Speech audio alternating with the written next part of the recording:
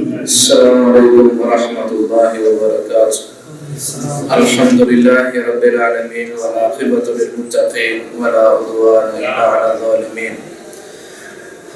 اعوذ باللہ من الشیطان الرجیم، بسم اللہ الرحمن الرحیم۔ واذکروا اذ جعلکم خلفاء من بعد عاد وبوأکم فی الارض تتخذون من سہولها قصورا وتنحتون الجبال بیوتا فاذکروا آلاء اللہ ولا تعثوا فی الارض مفسدین۔ پچھلے درس میں ہم نے آپ ساتھیوں کو ہود علیہ السلام کا قصہ اور ان کی قوم کے کچھ واقعات آپ ساتھیوں کو بتائے تھے۔ آج حضرت صالح علیہ السلام اور ان کی قوم سمود جو ہے ان کا ہم قصہ شروع کر رہے ہیں۔ اللہ تعالی ہم سب مسلمانوں کو سننے سمجھنے کے بعد عمل کرنے کی توفیق عطا فرمائے۔ آمین۔ قوم سمود یہ عاد قوم کے بعد سمود کی ایک مشہور ایک قبیلہ تھا، جدیس کے بھائی سمود کی نسل میں سے ہیں، اور وہ آسر کے بیٹے تھے اور وہ ارم کے بیٹے، اور ارم جو تھے نوح علیہ السلام کے بیٹے، سام کا بیٹا تھا، اور سام نوح علیہ السلام کا بیٹا تھا۔ تو یہ تبوک کے مقام حجر کا ایک علاقہ تھا، وہاں یہ تبوک اور حجاز کے درمیان یہ علاقہ، وہاں یہ قوم موجود تھی۔ آپ صلی اللہ علیہ وسلم ایک دفعہ صحابہ کے ساتھ مل کے وہاں سے تبوک کی طرف جا رہے تھے تو ان کے علاقے سے گزرے، تو وہاں صحابہ کرام نے وہاں پانی بھرا، چشموں سے پانی بھر کے اور اپنا آٹا وغیرہ گوندنے لگے اور ہانڈیاں چڑھا دی۔ تو اللہ کے رسول صلی اللہ علیہ وسلم کو جب پتہ چلا تو آپ نے ارشاد فرمایا کہ یہ ہانڈیاں الٹ دو اور آٹا جو ہے جو گوندا ہوا ہے وہ اونٹوں کو کھلا دو اور یہاں سے جلدی کوچ کرو۔ جب وہاں سے چلے گئے تو آپ صلی اللہ علیہ وسلم اس چشمے پر پہنچے جس چشمے پہ حضرت صالح علیہ السلام کی اونٹنی جو تھی پانی پیا کرتی تھی، اور وہاں جا کر آپ نے ارشاد فرمایا کہ کوئی بھی ایسی جگہ جہاں اللہ تعالیٰ کا عذاب نازل ہوا ہو اور اس قسم کا مسئلہ ہو، وہاں سے روتے ہوئے گزر جاؤ، وہاں تمہیں ٹھہرنا نہیں ہے، کہیں ایسا نہ ہو کہ اللہ تعالیٰ کا عذاب تمہارے اوپر بھی آ جائے۔ ایسے مقامات جن مقامات پر اللہ کا عذاب نازل ہوا ہو اور ایسی وہ جگہ موجود ہوں اور تم وہاں جاؤ تو وہاں جلدی سے وہاں کیا کرو، گزر جاؤ، وہاں ٹھہرو نہیں، کہیں ایسا نہ ہو کہ اللہ تعالیٰ کا تمہارے اوپر عذاب آ جائے۔ اللہ کے رسول صلی اللہ علیہ وسلم نے صحابہ کو وہاں سے پانی بھی نہیں پینے دیا، پانی بھی، اور اس سے بننے والی روٹی بھی کھانے نہیں دی، وہ آٹا بھی جانوروں کو کھلا دیا۔ یعنی جن جگہوں پر اللہ تعالیٰ کا عذاب نازل ہوتا ہے وہ نشان عبرت ہوتی ہیں، اس سے انسان کو عبرت حاصل کرنی چاہیے، نہ کہ ان جگہوں کو انسان انٹرٹینمنٹ کی جگہ بنا لے اور تفریح کا مقام بنا لے اور مختلف یعنی کام کرنا شروع کر دے، وہ اللہ کے عذاب کو دعوت دینے کے مترادف ہے۔ جس طرح آج ہم مسلمان قبرستان میں کرتے ہیں تو قبرستان صاحب ظاہر ایک عبرت کا جگہ ہے، تو قبرستان کے اندر بھی اگر ایک مسلمان جائے تو سر جھکا کے اللہ تعالیٰ سے ڈرتے ہوئے ان جگہوں پر جائے اور پھر جو مسنون طریقہ ہے ان کو سلام کرے، اللہ تعالیٰ سے موحدین کی مغفرت کی دعا کرے، اپنے لیے پھر دعا کرے، پھر واپس پلٹ جائے۔ ایسا تو نہیں وہاں مطلب وہ تصویریں اور دوسرے وہ سارے کام، تو ایسا نہیں ہونا چاہیے۔ تو حضرت صالح علیہ السلام نے بھی جب آئے تو ان کی قوم جو ہوئی بت پرست تھی۔ آپ ان تمام قصوں میں، انبیاء کے تمام قصوں کے اندر، یا آپ ایسے سمجھ لیں ان کی زندگیاں جو ہیں جتنے انبیاء ہیں، چند باتیں جو ہیں وہ مشترک ہیں ان کے اندر، ان کے انبیاء کے درمیان جو چیزیں ہیں وہ آدم علیہ السلام درمیان، نوح علیہ السلام، صالح، ہود علیہ السلام، ادریس علیہ السلام، اور ان قوموں کے اندر بھی وہ باتیں موجود تھیں، مشترک تھیں۔ کہ وہ قوم اور نسلیں جن کے پاس پیغمبر اور رسول آتے ان کے چند اعتراضات ہوتے تھے، اور ان میں سے سب سے پہلا اعتراض یہ ہوتا تھا کہ آپ ہمارے علاقے میں پیدا ہوئے ہو، ہمیں نبوت نہیں ملی، تجھے کیسے مل گئی؟ یہ پہلا اعتراض۔ دوسرا اعتراض یہ کہ تم ہماری طرح کے انسان ہو، انسان کو اللہ نے نبوت اور رسالت بشر کو کیسے دے دی؟ تیسرا اعتراض یہ ہوتا تھا کہ تم غریب ہو، امیر تو نہیں ہو، لہذا نبوت اور رسالت ہمارے پاس نہیں، تیرے پاس کیسے آ گئی؟ اور تیرے ماننے والے بھی ہیں جو کیا ہیں؟ غریب ہیں۔ چوتھا اعتراض اور ان کی چوتھی بات یہ ہوتی تھی کہ ہم یہ سمجھتے ہیں کہ ہمارے معبودوں نے تمہارے اوپر جادو کر دیا ہے، تمہارا عقل جاتا رہا، اس وجہ سے تم کہتے ہو کہ تم اپنے آبا و اجداد کی عبادت کو چھوڑو۔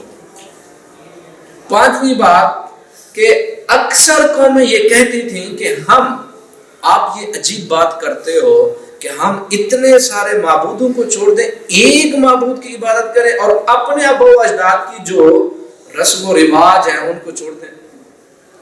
یہ چند باتیں تمام قوموں کے اندر مشترک تھی، ہر قوم یہ بات کرتی تھی، اور ان کے مقابلے میں جو پیغمبر اور رسول ہوتے تھے وہ کہتے کہ میں تمہیں صرف ایک اللہ کی طرف بلاتا ہوں، اور اس بلانے پہ، اس محنت پہ میں تم سے اجر کا سوال، مادی فائدہ میں تم سے نہیں لیتا، مجھے اس کی ضرورت، میرا اجر اللہ کے پاس ہے۔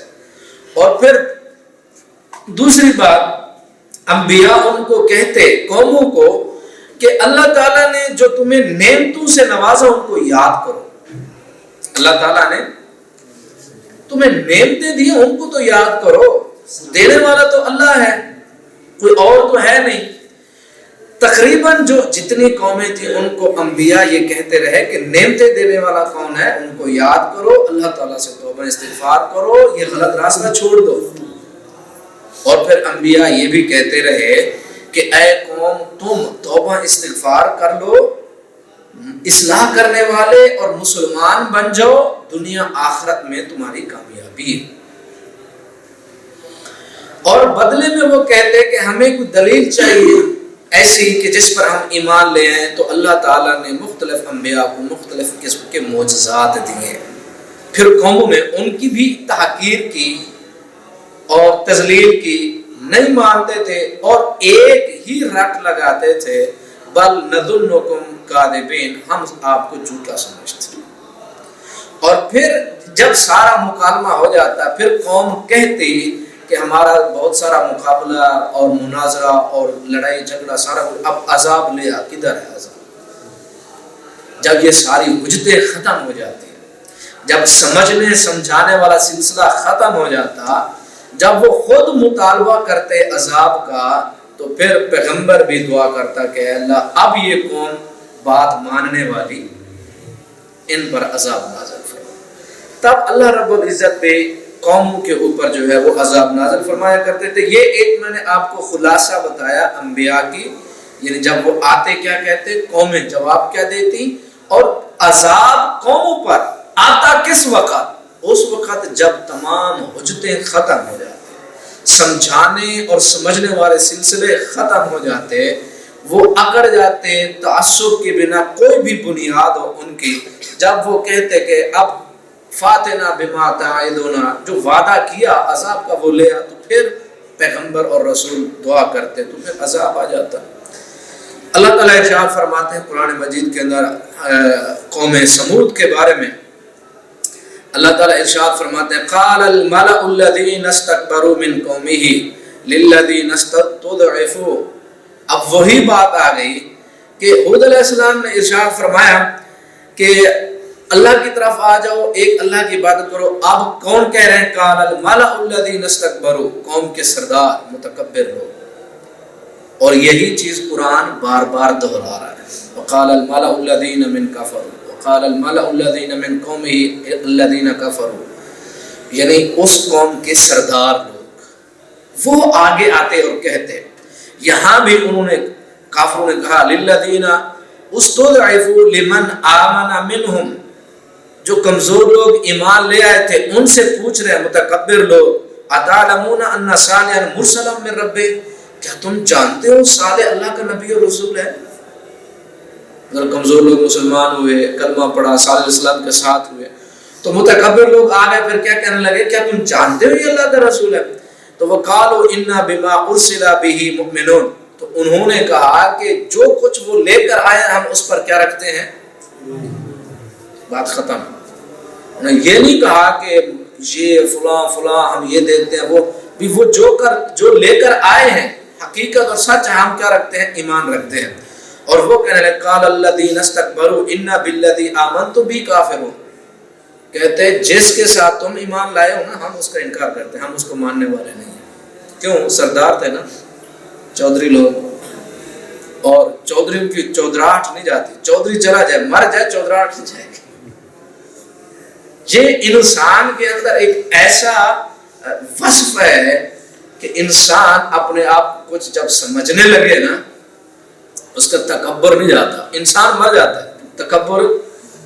ابو جہل مرنے لگا، مرنے کے قریب تھا، گردن اتارے جانے کا وقت تھا۔ عبداللہ ابن مسعود رضی اللہ تعالی عنہ ان کو کہتے ہیں کہ میری گردن اتارنی ہے تو یہاں سے ذرا نیچے کر کے نا، یہاں سے نہیں اتارنی، نیچے کر کے، تاکہ پتہ چلے کہ سردار کا سر ہے۔ دیکھا تکبر نہیں کیا، مر رہا ہے، تکبر نہیں کیا۔ اور یہ چیز انسان کو انتہائی غلط راستے پہ لے جاتی ہے۔ لیکن اگر انسان اپنے آپ کو جان لے، پہچان لے کہ میں ایک انسان ہوں، ایک مخلوق ہوں، خالق نہیں ہوں، تو پھر انسان جب اپنے آپ کو اور خالق کو پہچان لیتا ہے تو اس کی اپنی حدود اس کو پتہ چل جاتا ہے کہ میری حدود کیا ہے، اس سے میں باہر نہیں جا سکتا کیونکہ میں مخلوق ہوں، خالق تو نہیں ہوں۔ اس کے بعد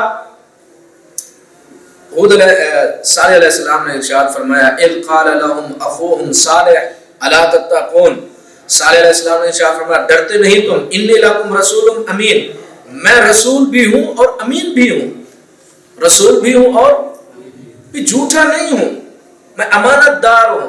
فاتقوا اللہ واطیعون، اللہ سے ڈرو اور میری اطاعت کرو۔ وما اسألکم علیہ من اجر ان اجریہ الا علی رب العالمین، یہ بات وما اسألکم، میں تم سے سوال نہیں کرتا کوئی مادی منفیت، کوئی فائدہ، میں تم سے اس کا سوال، یہ تمام انبیاء یہ بات کرتے رہے بھی تم یہ، کیونکہ دنیا میں کوئی بندہ اگر حق اور سچ بیان کرے، لوگوں کو بلائے کہ اے لوگوں اس طرف آ جاؤ میں تمہیں سچی بات کر رہا ہوں، لوگ یہ سمجھتے ہیں کہ یہ سردار بننا چاہتا ہے۔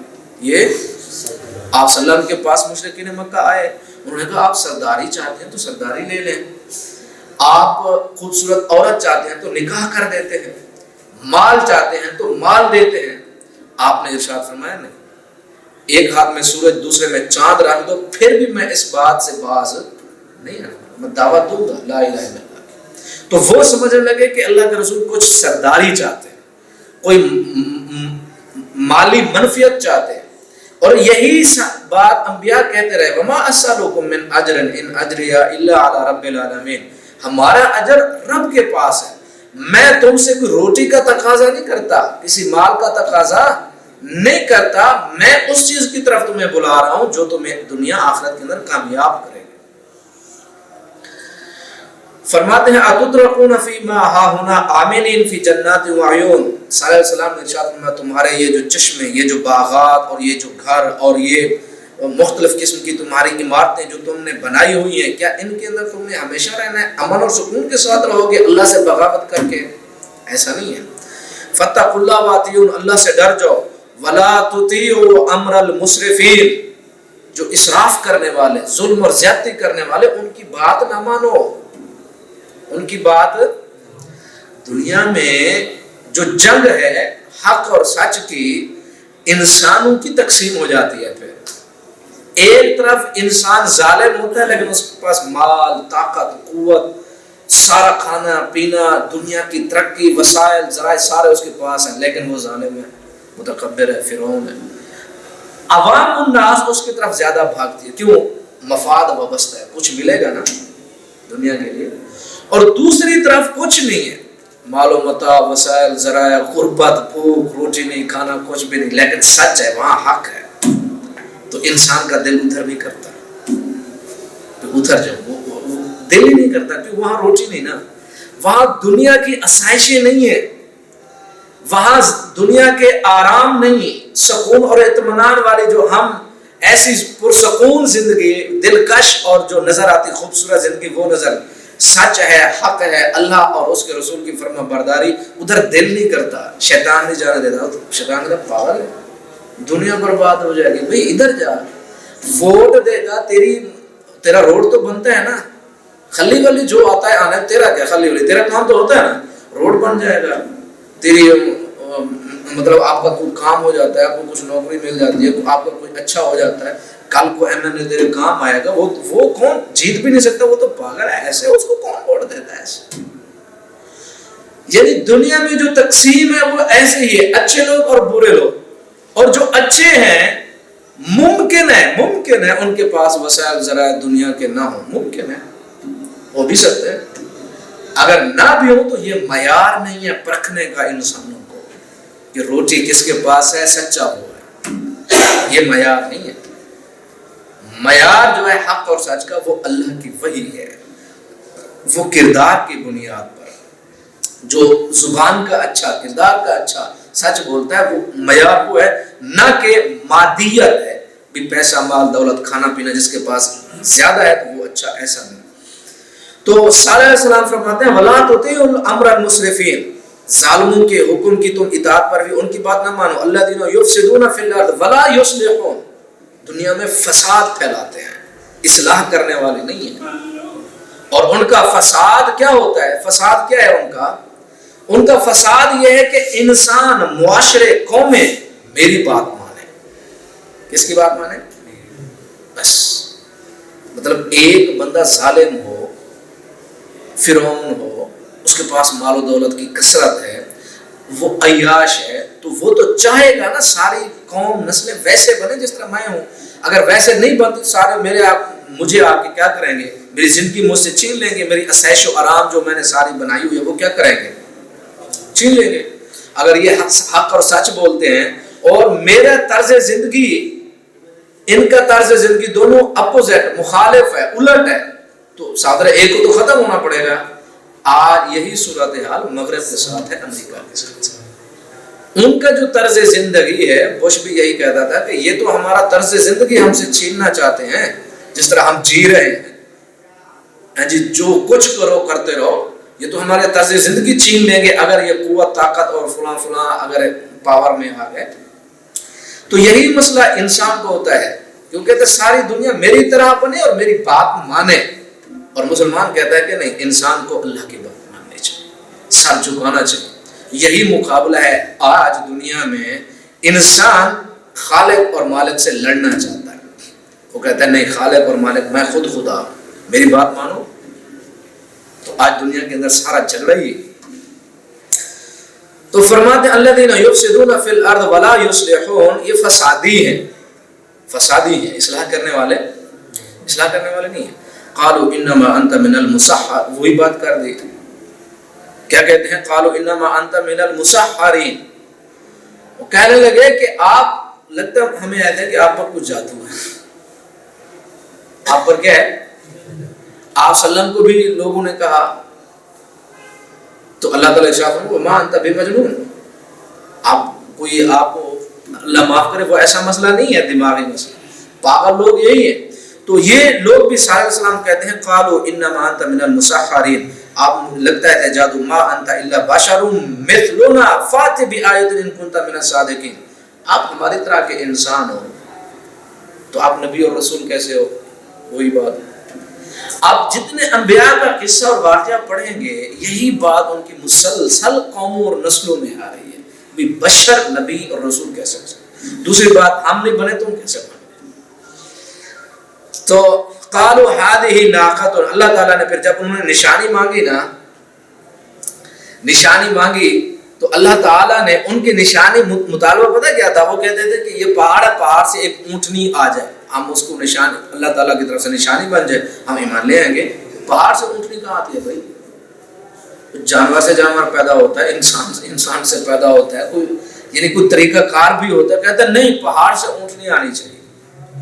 تو اللہ تعالیٰ نے پہاڑ سے اونٹنی نکال دی، حاملہ اونٹنی تھی، وہ اونٹنی آ گئی. اب اللہ تعالیٰ نے ارشاد فرمایا اب جو چشمے، اس میں مسئلہ یہ تھا کہ ان کے جو چشمے پانی کے تھے، ایک دن اونٹنی پیتی تھی، دوسرے دن وہ لوگ پیتے تھے اور دوسرے دن کے لیے اپنا بھر لیتے تھے، کیونکہ جب اونٹنی پیتی تھی تو وہ سارا پانی ختم ہو جاتا تھا، اور اسی اونٹنی کا دودھ سارے پیتے، سب کو وہ کافی ہو جاتا تھا.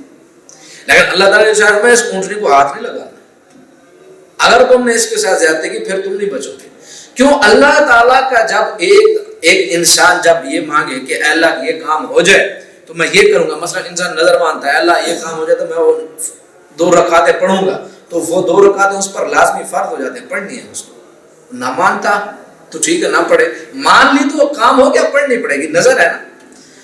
تو یہ تو معجزہ تھا، مانگا اللہ تعالیٰ سے کہ اے اللہ ایسا معجزہ ہم ایمان لے آئیں گے، معجزہ آ گیا. اب جو ایمان نہیں لے آئے گا اس کے اوپر عذاب فوراً اسی وقت ہوگا. تو اللہ تعالیٰ نے وہ اونٹنی دی اور اس کے چشمے سے وہ پانی پیتی سارا. تو پھر ایک دن انہوں نے کیا کیا کہ اب میں سارا خلاصہ بتا دوں، بعد میں آیات جو ہے وہ آپ کو سناتا ہوں. 2 عورتیں تھیں، ایک کا نام تھا انیزہ ایک عورت کا نام، اور وہ عورت جو تھی، ایک صالح بن آصف انسان تھا، اس کو کہا کہ اگر تم یہ کرو کہ اس اونٹنی کو قتل کر دو، ذبح کر دو، تو پھر میں تم سے شادی کر دوں گی. اچھا، اس کے بعد ایک دوسری عورت تھی جس کا نام صدوق بنت محیا بن زہیر تھا. اس نے، یہ غنم بن مجلس کی بیٹی تھی، اس نے مصباح بن مہرج بن محیا، یہ ایک انسان تھا، اس کو ورگلایا. اس عورت کی 4 بیٹیاں تھیں، اور اس نے کہا کہ اگر تم اونٹنی کو قتل کرو تو میں تمہارے ساتھ کی جس بیٹی کو چاہو گے لے جاؤ، اس کے ساتھ نکاح کر دوں گی. اب یہ 2 آدمی یہ تھے اور 7 آدمی اور ملے، 9 آدمی، یہ پورا ایک گروپ بن کے اونٹنی کو قتل کرنے گے. اور پھر اس کے بعد انہوں نے کہا کہ قتل تو ہم کر دیں گے، تو صالح علیہ السلام کا کیا کریں؟ انہوں نے کہا صالح علیہ السلام کا ایسا کریں گے کہ ان پہ گھر کے اوپر جا کر حملہ کریں گے اور ان کو قتل کر دیں گے، اور ان کے اہل و عیال کو بھی، اور ان کے ورثاء جب آئیں گے تو ہم کہیں گے ہم تو موجود ہی نہیں تھے، وہاں گئے نہیں، ہمیں پتہ ہی نہیں. اب نبی اور رسول کو قتل کرنے کا منصوبہ بنا. تو پھر صالح علیہ السلام کی جو اونٹنی تھی اس کی انہوں نے جو ٹانگیں ہیں وہ کاٹ دی، اور پھر اونٹنی کو ذبح کر دیا. ان کا جو بچہ تھا وہ پہاڑوں میں چلا گیا، وہ غائب ہو گیا. پھر صالح علیہ السلام نے ارشاد فرمایا 3 دن تمہیں مہلت ہے، 3 دن کے بعد تمہارے اوپر عذاب نازل ہوگا.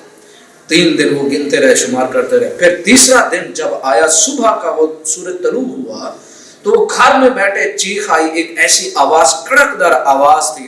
وہ جہاں بیٹھے تھے وہیں منجمد ہو گیا، ان کی روحیں وہیں پرواز کر گئی. بیٹھے تھے اپنے گھروں میں، سارے کے سارے مر گئے ادھر. تو اللہ تعالیٰ ارشاد فرماتے ہیں ہم نے ان کو ایسا بنا دیا جیسے خس و خاشاک ہوتا ہے. ان میں ایک بندہ بھی نہیں رہا. ایک بندہ رہا جو مکہ یہ حرم کے اندر آیا ہوا تو وہ بچ گیا، جب وہ حرم سے نکلا وہ بھی مر گیا. تو ساری قوم جو ہے جو مسلمان نہیں ہوئے تھے، اس طرح اللہ تعالیٰ کی عذاب کے اندر آئے اور اللہ تعالیٰ کی پکڑ کے اندر آئے، اور اللہ رب العزت ساری قرآن مجید کے اندر ان کی منظر کشی جو ہے وہ کرتے ہیں. اس کے بعد صالح علیہ السلام نے ارشاد فرمایا، یہ قال هذه ناقۃ لها شرب ولکم شرب، کہ یہ اونٹنی ہے، اس کے لیے بھی ایک پینے کا وقت مقرر ہے اور تمہارے لیے بھی وقت مقرر ہے. یوم معلوم، ولا تمسوها بسوء فیأخذکم عذاب یوم عظیم. اس کو آپ نے کرنا کچھ نہیں، اگر تم نے کچھ اونٹنی کو کیا تو پھر تم نہیں بچو گے. دوسری آیت، صالح علیہ السلام ارشاد فرماتے ہیں اپنی قوم، قال یا قوم اعبدوا اللہ ما لکم من الہ غیرہ هو انشاکم من الارض واستعمرکم فیہا فاستغفروہ ثم توبوا. صالح علیہ السلام فرماتے ہیں اللہ تعالیٰ نے تمہیں زمینیں دی اور نعمتیں دی، سارا کچھ اللہ تعالیٰ نے تمہیں پیدا کیا، اس سے مغفرت طلب کرو اور اللہ تعالیٰ کی طرف رجوع کرو. ان ربی قریب مجیب، میرا رب قبول کرنے والا ہے. قالوا یا سہل قد کنت فینا مرجوا، اب سنیں گفتگو بھی سنیں قوموں کی. کہتے ہیں اے صالح تو ہمارے درمیان موجود تھا تو ہم تو آپ سے بڑے پر امید تھے. مرجوان ہم پر امید تھے کہ ایک اچھا انسان ہے اور یہ باتیں اچھی کرتا ہے فلاں فلاں فلاں، اور تم کیا باتیں کرنے لگے ہو، اتنہانا ان نعبد ما یعبد آباؤنا، اور ہم پر امید تھے اچھی باتیں کرتا تھا، لیکن یہ بات تم نے کیا کہہ دی کہ ہم اپنے آبا و اجداد کے معبودوں کو چھوڑ دیں ایک اللہ کو پوجے، یہ کون سی بات کر دی بھی آپ نے؟ مطلب ان کے دماغوں نے یہ سوچا کہ ایسا کرنا، بہت سارے معبودوں کو پوجنا یہ عقل مندی ہے، اور ایک اللہ کو پوجنا یہ صحیح نہیں ہے۔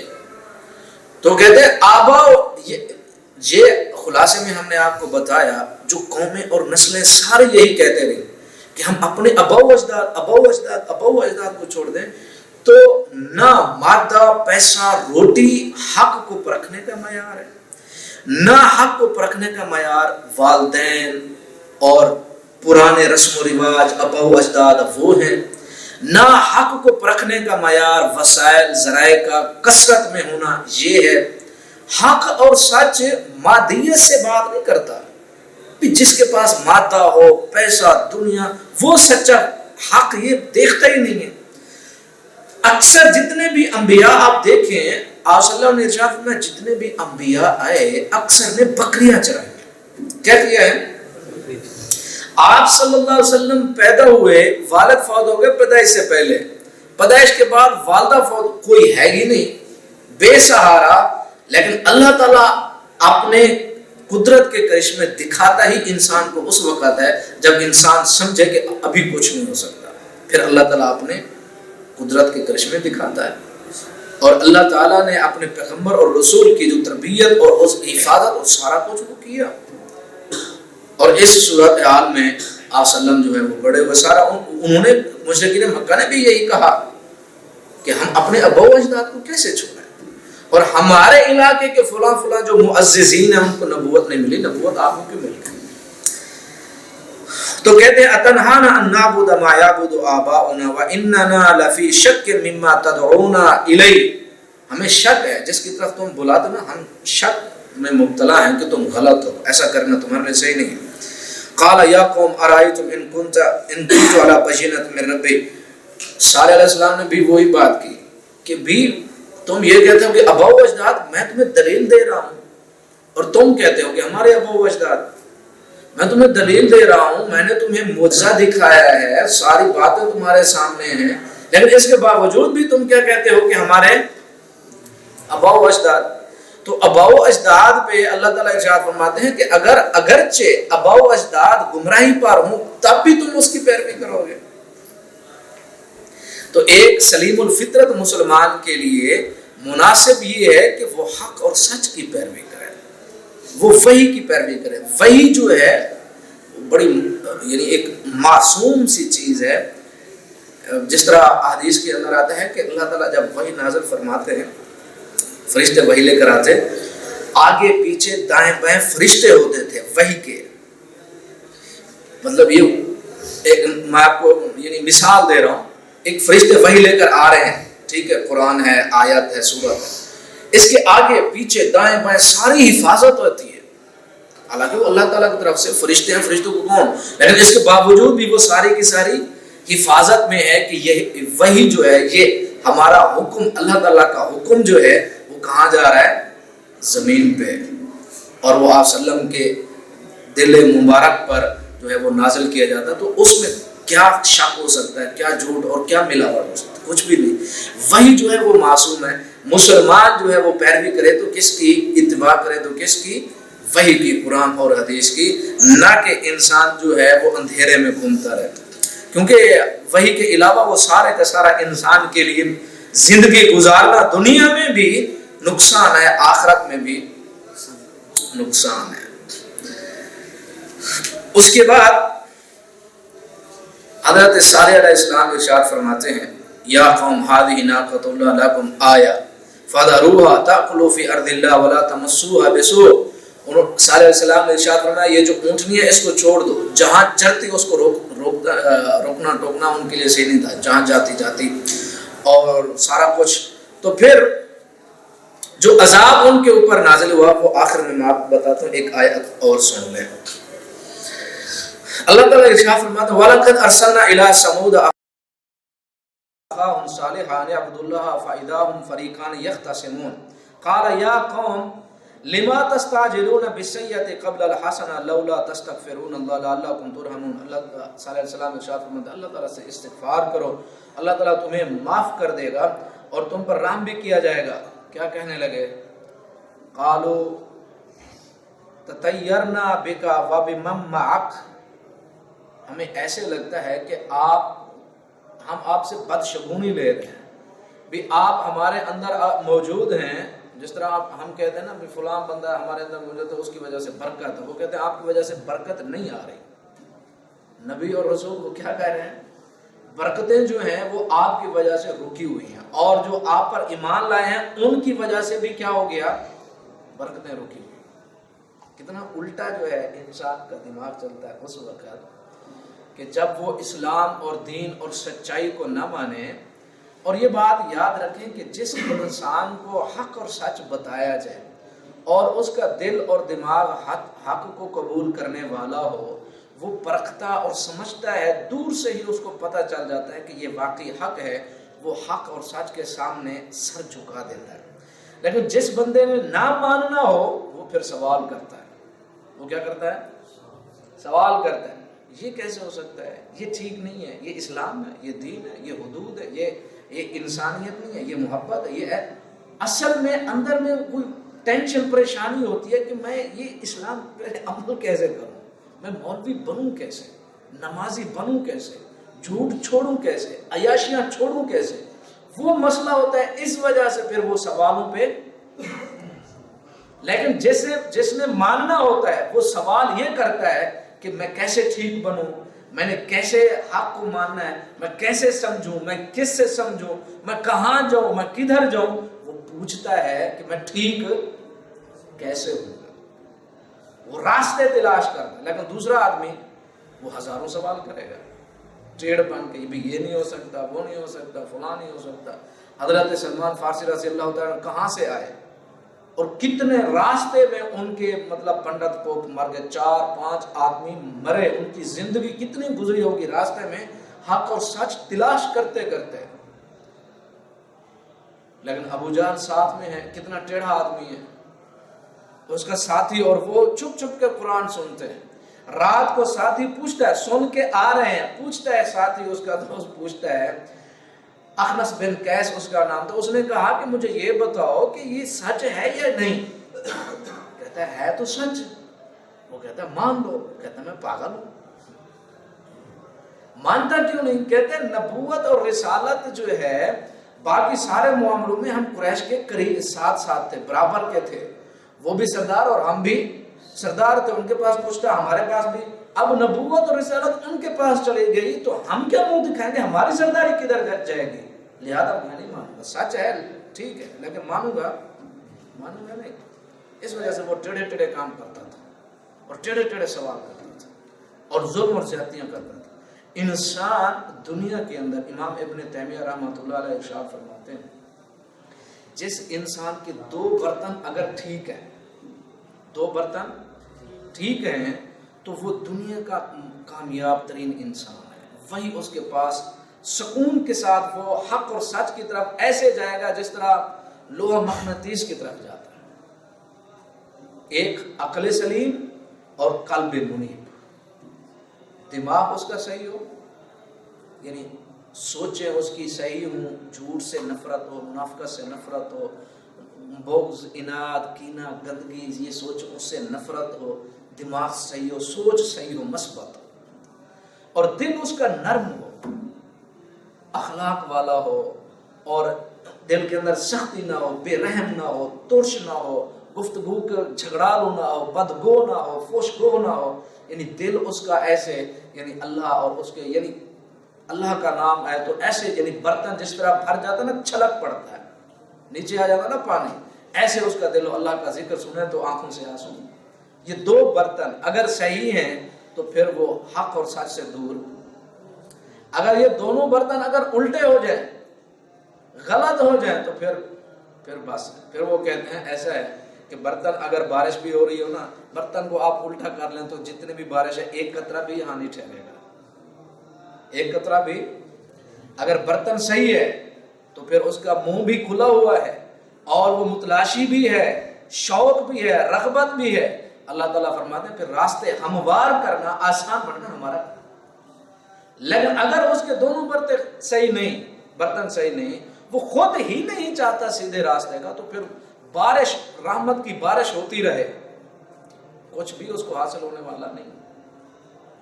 آپ صلی اللہ علیہ وسلم خاتم النبیین پیغمبر کے ساتھ بیٹھے رہے، ابو جہل کچھ بھی ہو جائے، کتنی زندگی گزاری، الٹا ہو گیا برتن تو گیا، بیت اللہ کے غلاف کو پکڑ پکڑ کے کہتا تھا اے اللہ اگر یہ لوگ سچے ہیں تو مجھے تباہ کر۔ یہ بندہ کب ہدایت کرے؟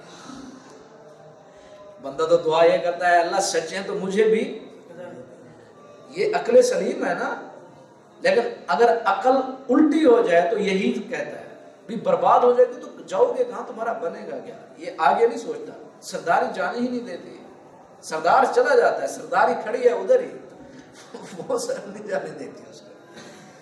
تو حضرت صالح علیہ السلام ارشاد فرماتے ہیں، انہوں نے کہا کہ ہم آپ سے جو ہے بدشگونی لیتے ہیں، آپ کی وجہ سے برکت جو ہے وہ نہیں آ رہی۔ تو حضرت صالح فرماتے ہیں بل انتم قوم تفتنون، بلکہ تم ایسی قوم ہو جس کو فتنے میں مبتلا کر دیا گیا ہے، جس کو پتہ نہیں چل رہا کہ صحیح کیا ہے اور غلط کیا ہے، جس کو پتہ نہیں، نبوت اور رسالت کی پہچان نہیں تمہیں، تفتنون، تم فتنے کے اندر مبتلا کیا ہو۔ وَقَانَ فِي الْمَدِينَةِ تِسْعَةُ رَهْطٍ يُفْسِدُونَ فِي الْأَرْضِ وَلَا يُصْلِحُونَ، اور وہ 9 آدمی ایسے تھے جو دنیا کے اندر فسادی تھے، فساد پھیلانے والے تھے، اصلاح کرنے والے نہیں تھے، جن 9 آدمیوں کے بارے میں نے آپ کو بتایا۔ قالوا تقاسموا باللہ، اور وہ قسمیں کھاتے تھے کہ ہم رات کے وقت شب خون ماریں گے حضرت صالح علیہ السلام اور ان کے اہل پر، ثم لنقولن لولیہ، اور پھر ان کے جو ورثاء آئیں گے ان کو کہیں گے ما شہدنا مہلک آلہ، ہم ان کے قتل والی جگہ پہ تھے ہی نہیں، بات ہی ختم۔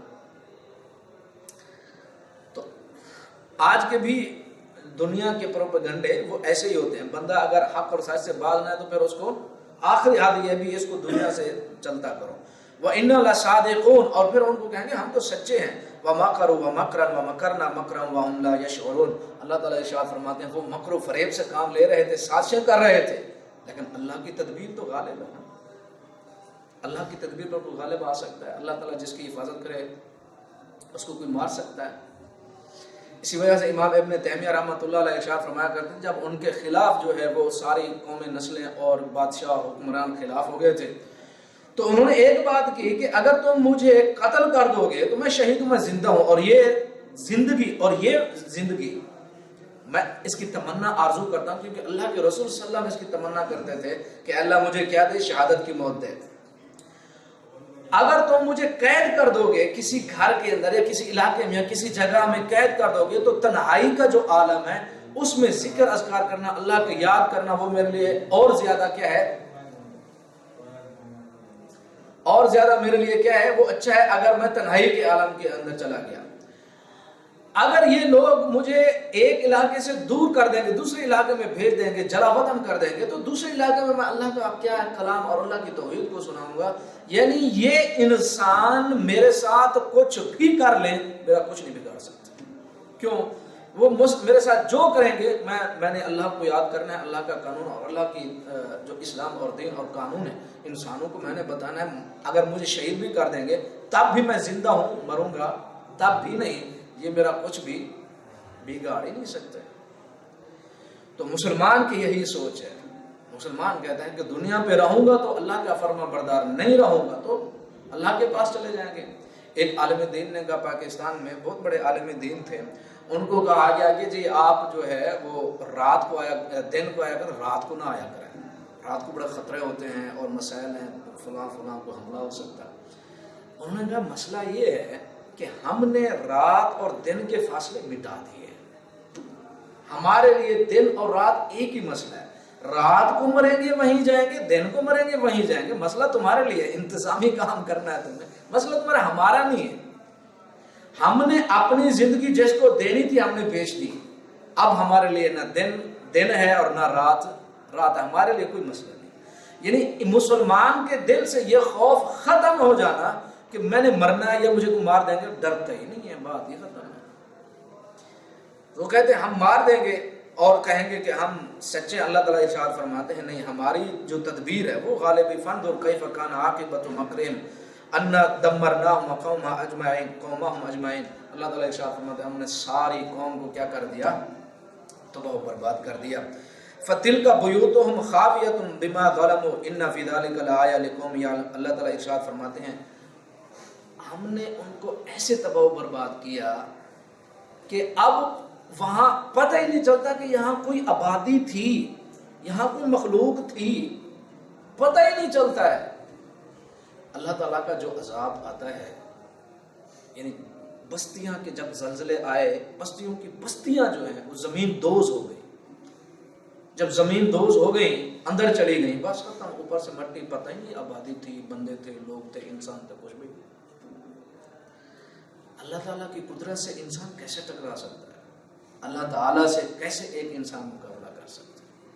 اللہ تعالیٰ کی نافرمانی کر کے انسان کیسے سکون سے جی سکتا ہے؟ اللہ تعالیٰ کی نافرمانی کر کے انسان دنیا اور آخرت میں کیسے سکون حاصل کر سکتا ہے؟ کیسے وہ انسان زندگی بسر کرے دنیا میں جو اپنے خالق اور مالک کا فرما بردار ہی نہیں، اور پھر یہ سمجھے کہ میری دنیا بھی اچھی بن جائے گی، آخرت بھی بن جائے گی. کیسے بنے گی؟ نہیں بنتی نا. عمل سے بنتی ہے اور وفا سے بنتی ہے. اسی وجہ سے تمام انبیاء جو تھے قوموں کو کہتے رہے کہ اللہ تعالیٰ کی نعمتوں کو یاد کرو، اللہ تعالیٰ کی نعمتوں کو یاد کرو جو اللہ نے تمہیں دی. اور جب انسان نعمتوں کو یاد کرتا ہے تو پھر اللہ تعالیٰ کے سامنے اس کا سر جھک جاتا ہے کہ اللہ میری ایسی طاقت اور قوت نہیں تھی، میں جتنا بھی کچھ کر لیتا، جتنی بھی محنتیں کر لیتا، جتنا بھی عقل مند ہو جاتا، میں اتنی یہ ساری نعمتیں حاصل اور کر بھی لیتا تو سب سے پہلے جو عقل دیا کس نے دیا؟ وہ نعمت کس نے؟ صحت جوانی کس نے دی؟ یہ ساری میں نے مانگ کے تھوڑی لی ہیں. یا اللہ تعالیٰ کو کچھ پیسے دیے ہیں کہ مجھے زندگی دے دیں، عقل دے دیں، فہم، جسم، فلاں کچھ ہے؟ بغیر مانگے ساری چیزیں. تو ساری نعمتیں جب اللہ تعالیٰ کی تو پھر انسان اللہ کے سامنے جھکے کیوں نہیں؟ صالح علیہ السلام ارشاد فرماتے ہیں ساری یہ قوم جو ہے یہ تباہ و برباد ہو گئی اور ان پر اللہ تعالیٰ نے عذاب بھیجا اور 3 دن کی مہلت دی ایک پیغمبر اور رسول نے، اور 3 دنوں کے بعد ان کے اوپر جو ہے عذاب آیا اور سارے کے سارے جو ہے وہ مر گئے. پھر حضرت صالح علیہ السلام ارشاد فرماتے ہیں فَتَوَلَّ عَنْهُمْ وَقَالَ يَا قَوْمِ. یہ پیغمبر اور رسول ہے جو اپنی قوم جب تباہ ہو گئی پھر کہنے لگے اے قوم لَقَدْ أَبْلَغْتُكُمْ رِسَالَةَ رَبِّي، میں نے اپنے رب کا پیغام تمہیں پہنچا دیا. وَنَصَحْتُ لَكُمْ وَلَكِنْ لَا تُحِبُّونَ النَّاصِحِينَ، میں نے تمہیں نصیحت کی لیکن تم نصیحت کرنے والوں کو پسند ہی نہیں کرتے تھے. یعنی انسان تباہ و برباد ہوتا ہے اپنے عمل سے.